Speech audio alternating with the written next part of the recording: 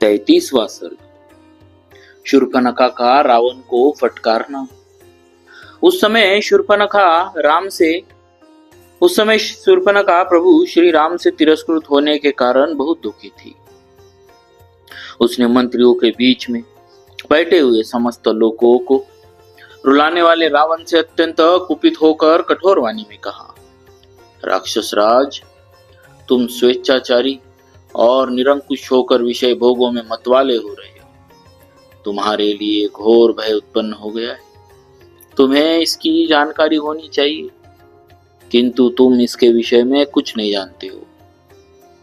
जो राजा निम्न श्रेणी के भोगों में आसक्त हो, स्वेच्छाचारी और लोभी हो जाता है, उसे मरघट की आग के समान हेय मानकर प्रजा उसका अधिक आदर नहीं करती।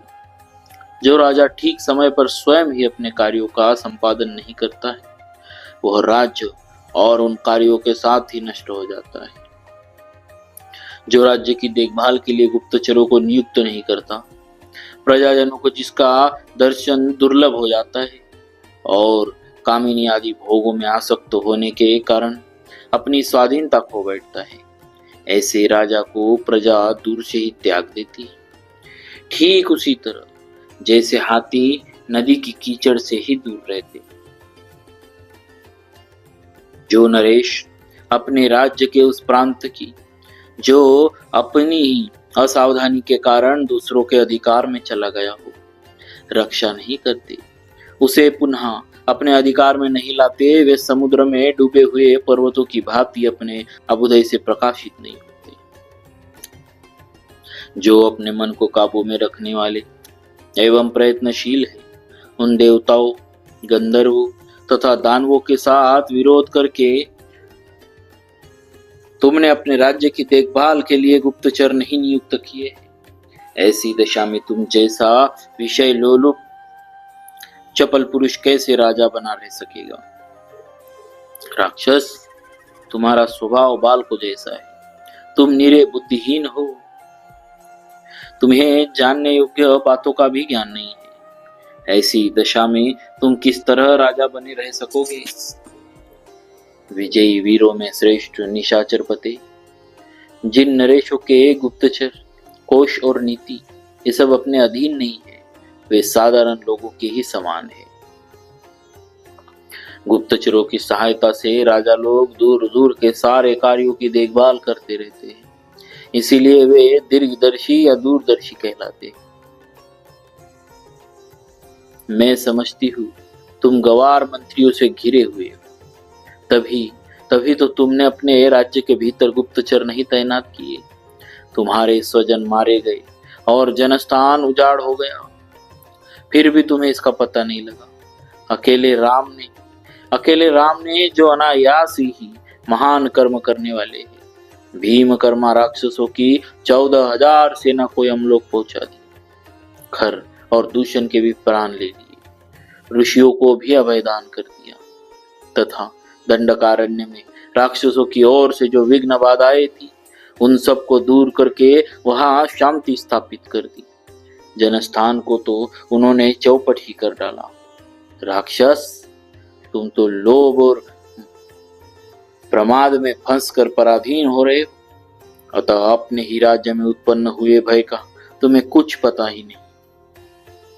जो राजा कठोरता पूर्ण बर्ताव करता अथवा तीखे स्वभाव का परिचय देता है, सेवकों को बहुत कम वेतन देता है, प्रमाद में पड़ा और गर्व में भरा रहता है, तथा स्वभाव से ही शठ होता है, उसके संकट में पड़ने पर सभी प्राणी उसका साथ छोड़ देते हैं, उसकी सहायता के लिए आगे नहीं बढ़ते हैं।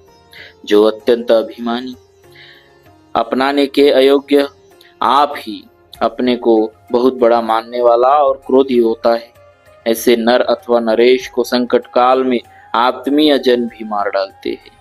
जो राजा अपने कर्तव्य का पालन अथवा करने योग्य कार्यों का संपादन नहीं करता तथा भय के अवसरों पर भयभीत एवं अपनी रक्षा के लिए सावधान नहीं होता, वह शीघ्र ही राज्य से भ्रष्ट एवं दीन होकर इस भूतल पर तिनकों के समान उपेक्षणीय हो जाता है। लोगों को सूखे कांठों से मिट्टी के ढेलों तथा धूल से कुछ प्रयोजन होता है, किंतु स्थान भ्रष्ट राजाओं से उन्हें कोई प्रयोजन नहीं रहता। जैसे पहना हुआ वस्त्र और मसल डाली गई फूलों की माला दूसरों के उपयोग में आने योग्य नहीं है, इसी प्रकार राज्य से भ्रष्ट हुआ राजा समर्थ होने पर भी दूसरों के लिए निरर्थक है। परंतु जो राजा सदा सावधान रहता है, राज्य के समस्त कार्यों की जानकारी रखता है, इंद्रियों को वश में किए रहता है, कृतज्ञ, दूसरों के उपकारों को मानने वाला तथा स्वभाव से ही धर्म परायण होता है, वह राजा बहुत दिनों तक राज्य करता है। जो स्थूल आंखों से तो सोता है, परंतु नीति की आंखों से सदा जागता रहता है, तथा जिसके क्रोध और अनुग्रह का फल प्रत्यक्ष प्रकट होता है, उसी राजा की लोग पूजा करते हैं। रावण, तुम्हारी बुद्धि दूषित है और तुम इन सभी राजोचित गुणों से वंचित हो, क्योंकि तुम्हें अब तक गुप्तचरों की सहायता से राक्षसों के इस महान संहार का समाचार ज्ञात नहीं हो सका था।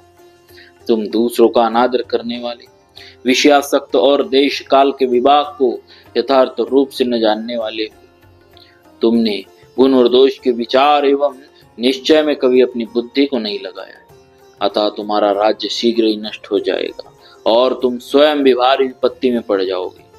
शूर्पणखा के द्वारा कहे गए अपने दोषों पर बुद्धि पूर्वक विचार करके धन, अभिमान और बल से संपन्न वह निशाचर रावण बहुत देर तक सोच विचार एवं चिंता में पड़ा रहा।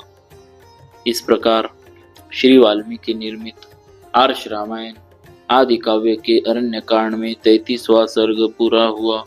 बोलिए श्री सीताराम जी महाराज की जय।